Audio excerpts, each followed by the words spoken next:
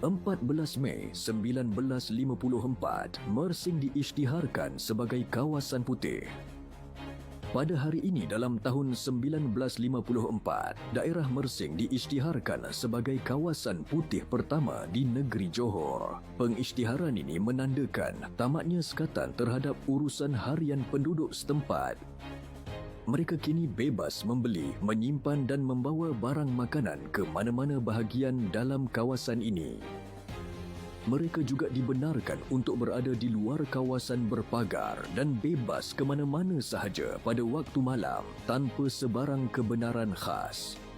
Sebanyak 65,000 keping risalah penerangan mengenai pengisytiharan kawasan putih ini telah disebarkan kepada penduduk, manakala 11,000 keping lagi telah digugurkan dari udara oleh kapal terbang. Pengisytiharan ini juga menandakan satu lagi kemenangan dan kejayaan kerajaan menghapuskan kegiatan komunis yang mengancam keselamatan tanah Melayu.